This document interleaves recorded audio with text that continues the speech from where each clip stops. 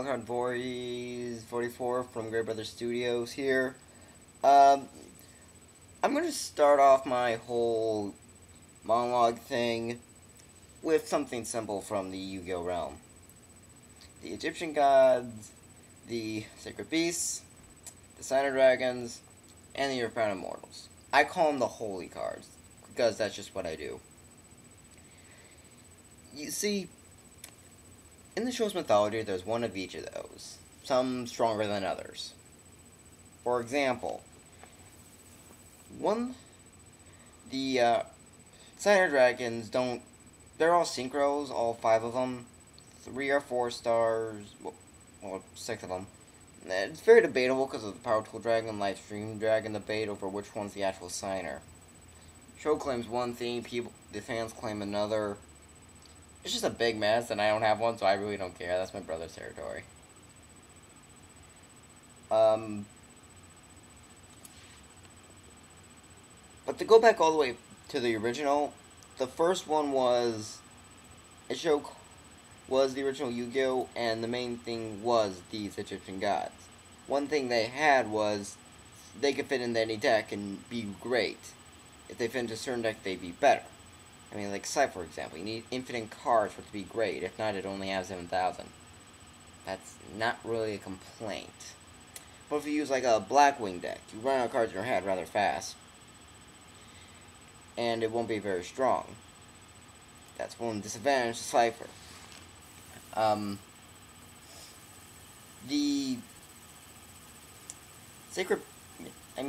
Ra and Obelisk. Well, Obelisk is like the most straightforward. 3 tributes, 4,000 attacking defense, and its effect. Rather straightforward. I was never an Obelisk fan because I always preferred Ra. That was just me. Then the legal cards came around for them, and God, I hated what they did to Ra. I absolutely hated it. For those of you unaware, Ra's original effect was you tribute 3 monsters, and Ra gains the attack and defense.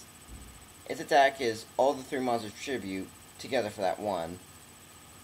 And the defense, same thing. Slide versus how many cards you have in your hand, and then its side effect.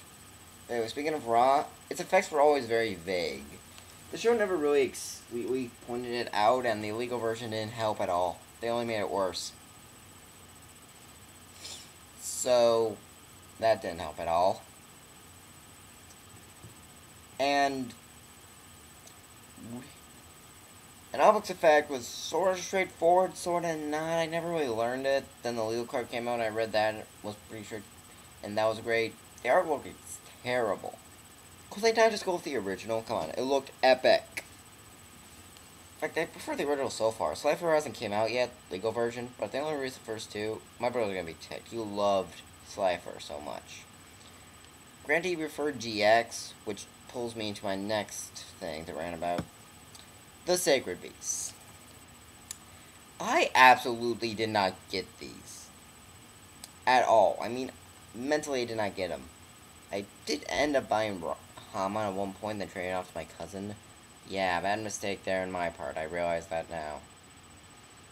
But for those of you so unfamiliar, because they played a minor role in the show. Yeah, not like the Egyptian gods. I mean, they were played into nearly every season. They came in season 2 of the what was Transfer to Yu-Gi-Oh. I'm like, season 0 will be season 0. I will forever call it that. Yu-Gi-Oh fans know what that is. I don't feel like explaining because I never actually watched it, admittedly. Now, the Sacred Beasts were like this. They had Haman, which looks like a more extreme version of Ra. Uriah the Slifer extremed, and Raphael the Obelisk extremed.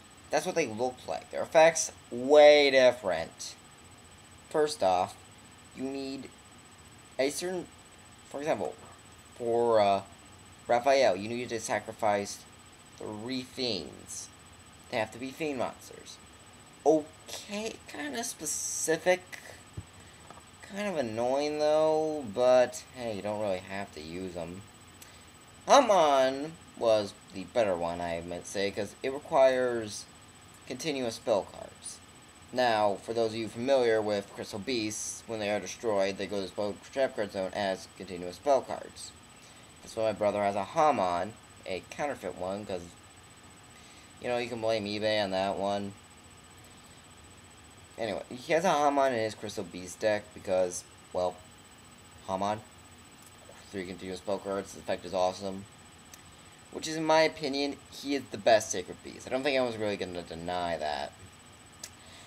Then you have Extremed Slifer, Uriah. Do I really need to say more? Yu-Gi-Oh fans know this guy's probably one of the worst holy cards out there. CJ. What? How did you?